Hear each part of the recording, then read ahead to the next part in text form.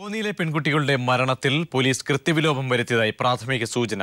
മാതാപിതാക്കളുടെ പരാതി കൃത്യസമയത്ത് മാവേലിക്കര പോലീസിനെയും RPFനെയും പോലീസ് അറിയിച്ചില്ലെന്ന് അന്വേഷണ സംഘം മേധാവി ഉമാ ബെഹ്റയ്ക്ക് ബോധ്യപ്പെട്ടു. കോന്നി സിഐക്കെതിരെ വകുപ്പുതല നടപടി ഉണ്ടാകുമെന്നും സൂചനയുണ്ട്. കോന്നിയിൽ മരിച്ച പെൺകുട്ടികളുടെ അന്വേഷണത്തിൽ പോലീസിന് വീഴ്ച പറ്റിയതായി ആഭ്യന്തര വകുപ്പ് നിയോഗിച്ച പുതിയ അന്വേഷണ സംഘം മേധാവി ഉമാ ബെഹ്റയ്ക്ക് ബോധ്യപ്പെട്ടു.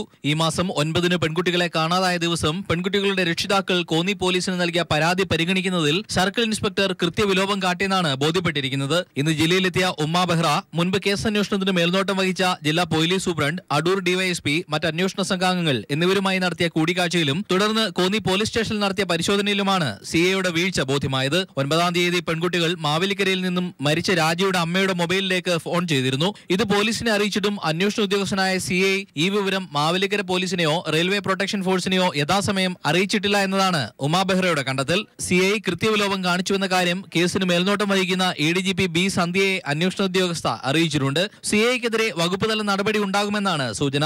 നേരത്തെ ആത്മഹത്യാ പ്രവണതയും സാമ്പത്തിക ബുദ്ധിമുട്ടുമാണ് പെൺകുട്ടികൾ മരിക്കാനിടയാക്കിയതെന്ന IG മനോജ് എബ്രഹാമിന്റെ പരാമർശം വിവാദങ്ങൾ സൃഷ്ടിച്ചിരുന്നു. ഇതിനെതിരെ CPIM ഉൾപ്പെടെയുള്ള രാഷ്ട്രീയ പാർട്ടികളും പെൺകുട്ടികളുടെ മാതാപിതാക്കളും രംഗത്തെത്തിയിരുന്നു. പോലീസിന്റെ വീഴ്ച ചൂണ്ടിക്കാട്ടി മരിച്ച പെൺകുട്ടികളുടെ രക്ഷിതാക്കൾ മുഖ്യമന്ത്രിക്കും പ്രതിപക്ഷ നേതാവിനും പരാതിയും നൽകിയിട്ടുണ്ട്. ഈ പരാതി നിലനിൽക്കെയാണ് കോന്നി CI വീഴ്ച വരുത്തിയെന്ന് അന്വേഷണ സംഘം കണ്ടെത്തിയിരിക്കുന്നത്.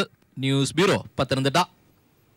തൃശൂരിൽ ചികിത്സയിൽ കഴിയുന്ന ആര്യയുടെ നില അതീവ ഗുരുതരമായി തുടരുന്നു. ശ്വാസകോശത്തിൽ അണുബാധയും ന്യൂമോണിയയ്ക്കും പുറമെ പെൺകുട്ടിയുടെ തലച്ചോറിൽ നേർവീക്കവും കണ്ടെത്തിയിരുന്നു. രക്തസമ്മർദ്ദവും പൾസും ദുർബലമായി വരുന്നതായും വെന്റിലേറ്ററിന്റെ സഹായമില്ലാതെ ജീവൻ നിലനിർത്താനാകില്ലെന്നും ഇന്നലെ ഡോക്ടർമാർ വ്യക്തമാക്കിയിരുന്നു. തലച്ചോർ പ്രവർത്തനക്ഷമമല്ലെന്നാണ് നിരീക്ഷണം. ആര്യയുടെ ആരോഗ്യസ്ഥിതി പരിശോധിച്ച ശേഷം ഇന്ന് 11 മണിക്ക് വീണ്ടും മെഡിക്കൽ ബോർഡ് യോഗം ചേരും. യോഗത്തിൽ തുടർ ചികിത്സാ കാര്യങ്ങൾ പരിശോധിക്കും.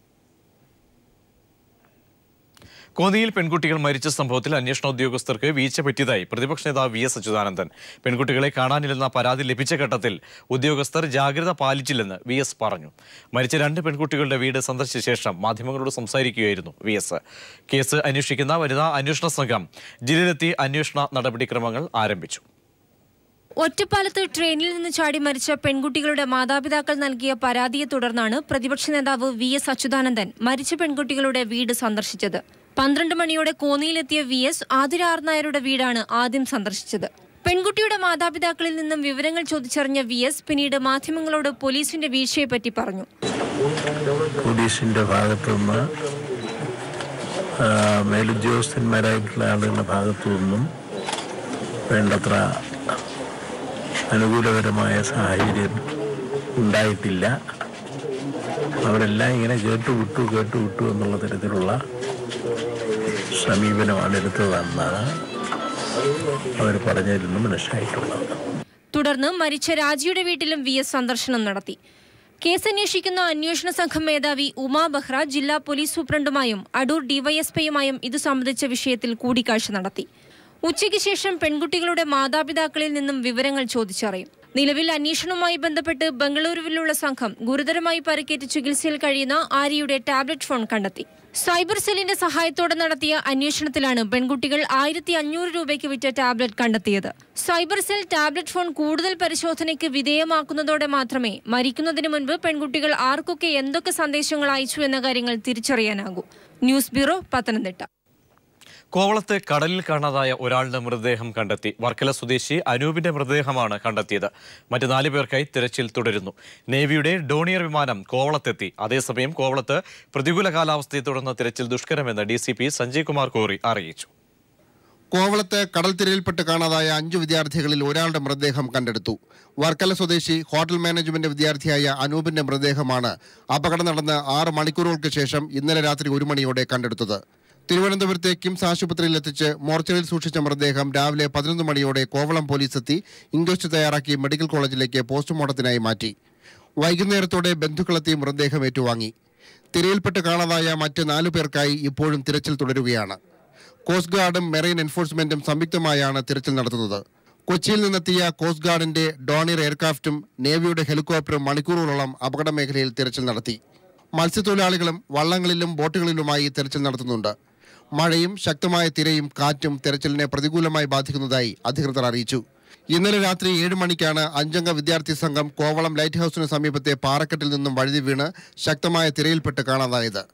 ഇതിൽ വട്ടപ്പാറ സ്വദേശി നിതിൻ രാജും കഴക്കൂട്ടം സ്വദേശി ജിതിനും എഞ്ചിനീയറിംഗ് വിദ്യാർത്ഥികളാണ്. ചാച്ചു സ്വദേശി അഖിൽ MBBS വിദ്യാർത്ഥിയും PTP നഗർ സ്വദേശി അഭിഷേക് ബാസ്കറ്റ്ബോൾ പ്ലെയറുമാണ്. കോവളം പോലീസ് കേസ് രജിസ്റ്റർ ചെയ്ത് അന്വേഷണം ആരംഭിച്ചു. ഉന്നത പോലീസ് സംഘം സംഭവസ്ഥലത്ത് ക്യാമ്പ് ചെയ്യുന്നു. ക്യാമറമാൻ ചന്ദ്രശേഖരനൊപ്പം VG Mineesh Kumar, news bureau, Thiruvananthapuram. ഈ മാസം 23 വരെ സംസ്ഥാനത്ത് കനത്ത മഴ ഉണ്ടാകുമെന്ന് കാലാവസ്ഥാ നിരീക്ഷണ കേന്ദ്രം. ജില്ലാ കളക്ടർമാർക്ക് സംസ്ഥാന സർക്കാർ ജാഗ്രതാ നിർദ്ദേശം നൽകി. കനത്ത മഴയെ തുടർന്ന് കാസർഗോഡ്, കണ്ണൂർ, കോഴിക്കോട്, വയനാട് ജില്ലകളിലെ വിദ്യാഭ്യാസ സ്ഥാപനങ്ങൾക്ക് നാളെ അവധി പ്രഖ്യാപിച്ചു. ത്രിതല പഞ്ചായത്ത് തെരഞ്ഞെടുപ്പോടെ കേരളത്തിൽ സമൂലമായ മാറ്റമുണ്ടാകുമെന്ന് CPM സംസ്ഥാന സെക്രട്ടറി കോടിയേരി ബാലകൃഷ്ണൻ. തെരഞ്ഞെടുപ്പ് കാലത്തെ പ്രഖ്യാപനത്തിൽ ഒതുങ്ങുകയാണ് UDF വികസനമെന്നും കോടിയേരി പറഞ്ഞു. വികസന രംഗത്ത് സ്തംഭനാവസ്ഥ ഉണ്ടാക്കുന്ന ഉമ്മൻചാണ്ടി ഗവൺമെന്റ് അധികാരത്തിൽ പോകണം. ഈ ഗവൺമെന്റ് അധികാരത്തിൽ തുടരുന്നത് വികസന രംഗത്തുള്ള സ്തംഭനാവസ്ഥ തുടരാനാണ് പോകുന്നത്. ഈ കേരളത്തിൽ പുതിയൊരു ഭരണമാറ്റം ഉണ്ടാകണം. അടുത്ത പഞ്ചായത്ത് മുനിസിപ്പൽ തെരഞ്ഞെടുപ്പോടുകൂടി ഈ കേരളത്തിൽ സമൂലമായ ഒരു രാഷ്ട്രീയ മാറ്റത്തിന് തുടക്കം കുറിക്കും. ആ പോരാട്ടത്തിൽ സജീവമായി പങ്കെടുക്കാൻ തൊഴിലാളി വർഗം മുന്നോട്ട് വരണം. PC ജോർജിനെ അയോഗ്യനാക്കാൻ ആവശ്യപ്പെട്ടുള്ള കത്ത് കേരള കോൺഗ്രസ് 2 ദിവസത്തിനുള്ളിൽ സ്പീക്കർക്ക് നൽകും. ഇത് സംബന്ധിച്ച് നാളെ അന്തിമ തീരുമാനമുണ്ടാകും. ജോർജിനെതിരെ ഈ നിയമസഭാ സമ്മേളന കാലയളവിൽ നടപടി ഉണ്ടാകില്ല. പ്രധാനമന്ത്രി നരേന്ദ്രമോദി കേന്ദ്ര ട്രേഡ് യൂണിയൻ നേതാക്കളുമായി കൂടിക്കാഴ്ച നടത്തി. തൊഴിൽ നിയമ ഭേദഗതി ഉൾപ്പെടെ കേന്ദ്ര സർക്കാർ നടപ്പാക്കുന്ന തൊഴിലാളി വിരുദ്ധ നയങ്ങളിലുള്ള പ്രതിഷേധം നേതാക്കൾ പ്രധാനമന്ത്രിയെ അറിയിച്ചു. തൊഴിലാളി സംഘടനകൾ മുന്നോട്ട് വച്ചിരിക്കുന്ന 12 ആവശ്യങ്ങൾ ട്രേഡ് യൂണിയൻ നേതാക്കൾ പ്രധാനമന്ത്രിയെ അറിയിച്ചു. ആവശ്യങ്ങളോട് അനുകൂല നിലപാട് സ്വീകരിക്കാത്തതിനാൽ സെപ്റ്റംബർ 2 നടത്താൻ നിശ്ചയിച്ചിരിക്കുന്ന ദേശീയ പണിമുടക്ക് വേണ്ടെന്ന് വയ്ക്കാനുള്ള സാഹചര്യം ഇപ്പോഴില്ലെന്ന് കൂടിക്കാഴ്ചയ്ക്ക് ശേഷം ട്രേഡ് യൂണിയൻ നേതാക്കൾ പറഞ്ഞു. വിവിധ ട്രേഡ് യൂണിയനുകളിൽ നിന്നുള്ള 21 പ്രതിനിധികളാണ് കൂടിക്കാഴ്ചയിൽ പങ്കെടുത്തത്. നാളെ ആരംഭിക്കുന്ന ഇന്ത്യൻ ലേബർ കോൺഫറൻസിന് മുന്നോടിയായാണ് പ്രധാനമന്ത്രി ട്രേഡ് യൂണിയൻ നേതാക്കളെ കണ്ടത്. പ്രേമം സിനിമാ വിവാദം വഴിത്തിരിവിലേക്ക്. സെൻസറിങ്ങിന് നൽകിയ DVDകളിൽ ഒന്ന് ഒടിച്ചു കളഞ്ഞതായി മൊഴി. പോലീസ് അന്വേഷണം ഇതിനെ കേന്ദ്രീകരിച്ച് പുരോഗമിക്കുന്നു. മാസ്റ്റർ കോപ്പി കൈകാര്യം ചെയ്ത അണിയറ പ്രവർത്തകരെ വീണ്ടും ചോദ്യം ചെയ്യും. ചിത്രത്തിന്റെ സെൻസറിംഗ് എന്ന പേരിൽ എഡിറ്റ്ഷൂട്ടിൽ നിന്നും കോപ്പിയെടുത്ത DVDകളിൽ ഒന്ന് നശിപ്പിച്ച് കളഞ്ഞതായിട്ടാണ് പോലീസിന് നൽകിയിരിക്കുന്ന മൊഴി. ചിത്രത്തിന്റെ ഒരു പ്രധാന അണിയറ പ്രവർത്തകൻ തന്നെയാണ് ഇത്തരത്തിൽ മൊഴി നൽകിയിരിക്കുന്നത്. സെൻസറിങ്ങിനായി 2 DVDകളാണ് സെൻസറിംഗ് ഓഫീസർ മുമ്പാകെ സമർപ്പിക്കേണ്ടത്. എന്നാൽ മൂന്നാമതൊരു DVD കോപ്പിയെടുത്തതെന്തിനെന്ന് ഇനിയും വ്യക്തമല്ല. ചിത്രാഞ്ജലി സ്റ്റുഡിയോയ്ക്ക് സമീപത്തെ തിരുവല്ലം പാലത്തിന് മുകളിൽ വെച്ച് DVD ഒടിച്ചു കളഞ്ഞ ശേഷം പുഴയിലേക്ക് വലിച്ചെറിഞ്ഞു എന്നാണ് ഇയാളുടെ മൊഴി. ഈ മൊഴിയാണ് ഇപ്പോൾ ദുരൂഹത ഉണർത്തുന്നത്. ഈ മൊഴിയെപ്പറ്റി വിശദമായി അന്വേഷിക്കേണ്ടതായി വരും. ഇതിനായി ചിത്രത്തിന്റെ എഡിറ്റ് ജോലികൾ ചെയ്ത ആളുകളെയും DVD കോപ്പി സെൻസർ ആസ്ഥാനത്ത് എത്തിച്ചവരെയും വീണ്ടും ചോദ്യം ചെയ്യും. ഒടിച്ചു കളഞ്ഞു എന്ന് പറഞ്ഞ DVD ഇനിയും കണ്ടെത്താൻ കഴിഞ്ഞിട്ടില്ല. മൊഴിയിൽ പറയുന്നത് പോലെ DVD ഒടിച്ചു കളഞ്ഞോ അതോ പകർപ്പെടുത്തോ എന്നാണ് ഇനി കണ്ടെത്തേണ്ടത്. ഹാർഡ് ഡിസ്കിൽ നിന്നും എത്ര തവണ പകർപ്പെടുത്തു എന്ന ഫോറൻസിക് റിപ്പോർട്ട് ലഭിച്ചാലുടൻ സംശയമുള്ള ആളുകളെ ചോദ്യം ചെയ്യാനാണ് പോലീസിന്റെ പദ്ധതി. S. ജീവൻകുമാർ, തിരുവനന്തപുരം. ഉപജീവനത്തിനായി കൃഷിഭൂമി ആവശ്യപ്പെട്ട് ദളിതരും ആദിവാസികളും പ്രക്ഷോഭത്തിനൊരുങ്ങുന്നു. സമരത്തിന്റെ ഭാഗമായി എരുമേലിയിൽ സംഘടിപ്പിച്ച കിറ്റ് ഹാരിസൺ ഭൂരഹിത സമ്മേളനം ചെറിയാൻ ഫിലിപ്പ് ഉദ്ഘാടനം ചെയ്തു. തോട്ടങ്ങൾക്ക് ഭൂപരിധി നിശ്ചയിക്കണമെന്ന് അദ്ദേഹം ആവശ്യപ്പെട്ടു. ആദിവാസി ദളിത് മുന്നേറ്റ സമിതിയാണ് പ്രക്ഷോഭത്തിന് നേതൃത്വം നൽകുന്നത്. കൃഷി ചെയ്ത് ഉപജീവനം നടത്താൻ സംസ്ഥാനത്തെ ദളിതരും ആദിവാസികളും ഭൂമി ആവശ്യപ്പെടുമ്പോൾ അത് അംഗീകരിക്കാത്ത സർക്കാർ വീട് വെക്കാൻ 3 സെന്റ് നൽകി എല്ലാം പരിഹരിച്ചുവെന്ന് വരുത്തി തീർക്കാനാണ് ശ്രമിക്കുന്നത്.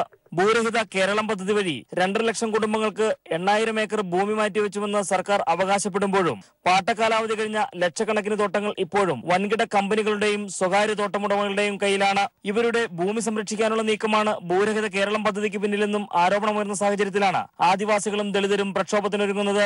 എരുമേലിയിൽ ചേർന്ന കിറ്റ് ഹാരിസൺ ഭൂരഹിത സമ്മേളനം ചെറിയാൻ ഫിലിപ്പ് ഉദ്ഘാടനം ചെയ്തു. തോട്ടങ്ങൾക്ക് ഭൂപരിധി നിശ്ചയിക്കണമെന്നും അദ്ദേഹം ആവശ്യപ്പെട്ടു. നമ്മുടെ ഭൂപരിഷ്കരണ നിയമത്തിൽ മൗലികമായ മാറ്റം വരുത്തണം. തോട്ടങ്ങളെ ഭൂപരിധി ഉൾപ്പെടുത്തണം. അതോടൊപ്പം തന്നെ പാട്ടക്കാലാവധി കഴിഞ്ഞ തോട്ടങ്ങൾ പിടിച്ചെടുത്ത് ഭൂമിയില്ലാത്തവർക്ക് വിതരണം ചെയ്യാനുള്ള ധൈര്യം നമ്മുടെ government കാട്ടണം.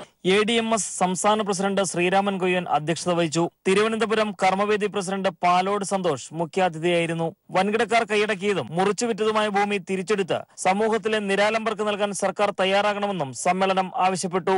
News bureau, Kottayam.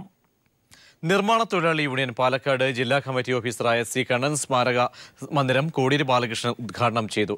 A K Balan MLA, MP Rajesh MP, CK Rajendran, NN Krishnadas, TK Achuthan എന്നിവരും ചടങ്ങിൽ പങ്കെടുത്തു.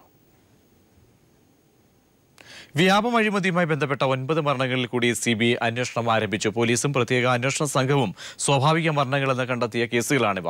അതേസമയം വ്യാപം അഴിമതിയെക്കുറിച്ച് നിരവധി വിവരങ്ങൾ വെളിപ്പെടുത്തിയ ഡോക്ടർ ആനന്ദ് റോയ് വ്യാപം വിഷയത്തിൽ RSS നിലപാടുകളെ വിമർശിച്ച് രംഗത്തെത്തി. വ്യാപം അഴിമതിയുമായി ബന്ധപ്പെട്ടതെന്ന് കരുതുന്ന 9 അസ്വാഭാവിക മരണങ്ങളിലാണ് CBI പ്രാഥമിക അന്വേഷണം ആരംഭിച്ചത്. നേരത്തെ പോലീസും പ്രത്യേക അന്വേഷണ സംഘവും ഈ മരണങ്ങൾ അന്വേഷണ പരിധിയിൽ ഉൾപ്പെടുത്തിയിരുന്നില്ല. വ്യാപം അഴിമതിയുമായി ഈ മരണങ്ങൾക്ക് ബന്ധമുണ്ടോ എന്നാണ് CBI പ്രധാനമായും അന്വേഷിക്കുന്നത്. ആനന്ദ് സിംഗ്, അശുതോഷ് തിവാരി, ഗ്യാൻ സിംഗ്, അനന്തരാം ടാഗോർ, രവീന്ദ്ര പ്രകാശ്, പ്രേമലത പാണ്ഡെ, വികാസ് പാണ്ഡെ, രാജേന്ദ്ര ആര്യ, സഞ്ജയ് കുമാർ യാദവ് എന്നിവരുടെ മരണങ്ങളാണ് CBI പരിശോധിക്കുന്നത്. 2013 റോഡ് ആക്സിഡന്റിലാണ് അനന്ത് സിംഗ് മരണപ്പെട്ടത്. പോലീസ് രേഖകൾ പ്രകാരം ആൽക്കഹോളിന്റെ അമിതമായ ഉപയോഗമാണ് അശുതോഷ് തിവാരിയുടെ മരണത്തിനിടയാക്കിയത്. ഗ്യാൻ സിംഗ് കരൾ രോഗം മൂലവും അനന്തരാം ടാഗോർ ക്യാൻസർ രോഗം ബാധിച്ചും മരിച്ചു എന്നാണ് പോലീസ് രേഖകൾ പറയുന്നത്. മറ്റു ചിലരുടെ മരണങ്ങളും ഇതുപോലെ പലവിധ രോഗങ്ങൾ ബാധിച്ചാണെന്നും ചിലർ ആത്മഹത്യ ചെയ്തതാണെന്നുമായിരുന്നു പോലീസിന്റെ കണ്ടെത്തൽ. എന്നാൽ പോലീസ് സ്വാഭാവിക മരണങ്ങൾ എന്ന് പറഞ്ഞ് എഴുതിത്തള്ളിയ ഈ കേസുകളിലെല്ലാം വിശദമായ അന്വേഷണം നടത്താനാണ് CBIയുടെ തീരുമാനം. പോലീസ് ആത്മഹത്യയാണെന്ന് വിധിയെഴുതിയ നമ്രത ദാമോർ എന്ന മെഡിക്കൽ വിദ്യാർത്ഥിനിയുടെ മരണത്തിൽ CBI കൊലപാതകത്തിന് കേസെടുത്ത് അന്വേഷണം ആരംഭിച്ചിട്ടുണ്ട്. അതേസമയം വ്യാപം അഴിമതിയിൽ RSSനെതിരെ ആരോപണവുമായി ഡോക്ടർ അനന്ത് റായ് രംഗത്തെത്തി. വ്യാപം അഴിമതിയുമായി ബന്ധപ്പെട്ട നിർണായക വെളിപ്പെടുത്തലുകൾ നടത്തിയ ആളാണ് ഡോക്ടർ അനന്ത് റായ്. വ്യാപത്തെക്കുറിച്ചുള്ള വെളിപ്പെടുത്തലുകൾക്ക് ശേഷം RSS ശത്രുതാപരമായാണ് തന്നോട് പെരുമാറുന്നതെന്ന് അനന്ത് റായ് പറഞ്ഞു. RSS സംഘടിപ്പിക്കാറുള്ള പരിപാടികളിൽ ക്ലാസുകൾ കൈകാര്യം ചെയ്തിരുന്ന തന്നെ ഇപ്പോൾ പരിപാടികൾക്ക് ക്ഷണിക്കാറില്ലെന്നും റായ് കുറ്റപ്പെടുത്തി. News bureau, Delhi. Kozhikode Meenchanda higher secondary സ്കൂളിന് മുകളിലേക്ക് മരം വീണു. 2 ആഴ്ച മുൻപ് മരം വീണ് വിദ്യാർത്ഥി മരിച്ച അതേ സ്കൂളിലാണ് വീണ്ടും അപകടം. ഞായറാഴ്ചയായതിനാൽ വൻ ദുരന്തം ഒഴിവായി. ഹയർ സെക്കൻഡറി കോമ്പൗണ്ടിലുണ്ടായിരുന്ന തണൽ മരമാണ് റോഡിനു കുറുകെ തൊട്ടപ്പുറത്തുള്ള UP സ്കൂൾ കെട്ടിടത്തിന് മുകളിലേക്ക് മറിഞ്ഞു വീണത്. റോഡിലൂടെ കടന്നു പോകുന്ന വൈദ്യുതി ലൈനിന് മുകളിലൂടെയാണ് മരം മറിഞ്ഞു വീണത്. സ്കൂൾ മതിലിനും UP സ്കൂൾ കെട്ടിടത്തിനും കാര്യമായ കേടുപാടുകൾ പറ്റിയിട്ടുണ്ട്. 2 ആഴ്ച മുൻപ് സ്കൂൾ മുറ്റത്തെ തെങ്ങ് വീണ് വിദ്യാർത്ഥി മരിച്ച വേദന മറക്കും മുൻപെയാണ് മുറ്റത്തെ മറ്റൊരു മരം കൂടി മീൻചന്ത സ്കൂളിന് മുകളിലേക്ക് മറിഞ്ഞു വീണത്. അന്ന് 2 വിദ്യാർത്ഥികൾക്ക് പരിക്കേൽക്കുക കൂടി ചെയ്തിരുന്നു. ഇന്ന് അവധി ദിവസമായതിനാൽ വൻ ദുരന്തമാണ് ഒഴിവായത്. കോഴിക്കോട് മേയർ സ്ഥലം സന്ദർശിച്ചു. ആവശ്യമായ നിർദ്ദേശങ്ങളൊക്കെ സെക്രട്ടറി കൊടുത്തിട്ടുണ്ട്. നടപടിക്രമങ്ങൾ പാലിക്കാതെ എന്ത് സ്ഥിതിവിശേഷം ഉണ്ടായാലും ഞങ്ങൾക്ക് മുന്നോട്ട് പോകാൻ പറ്റാത്തൊരു സാഹചര്യം ഉണ്ടെന്ന് നിങ്ങൾക്കെല്ലാം അറിയുന്നതാണ്. അത് എത്രയും ചുരുക്കാൻ ശ്രമിച്ചുകൊണ്ടാണ് ഞങ്ങളുടെ സെക്രട്ടറിക്ക് ഡയറക്ഷൻ കൊടുത്തത്. അതേസമയം അപകടാവസ്ഥയിലുള്ള മരങ്ങൾ മുറിച്ചു മാറ്റണമെന്ന് കളക്ടർ ഉത്തരവിട്ടിട്ട് ദിവസങ്ങൾ കഴിഞ്ഞിട്ടും ഉത്തരവ് നടപ്പിലാക്കാത്തതിൽ നാട്ടുകാർ രോഷാകുലരായി. ആ സ്കൂളിൽ പോയി തെങ്ങ് വീഴാനായിക്കണേ, തെങ്ങൊന്നായിട്ട് പൊത്തില്ല, അതിന് അല്ല മണ്ണ് വരെയല്ല അതിന്. അപ്പോൾ നമ്മൾ എന്ത് ചോദിച്ചിട്ടാ ആ മക്കൾ ഇങ്ങോട്ട് പറഞ്ഞേക്കാം?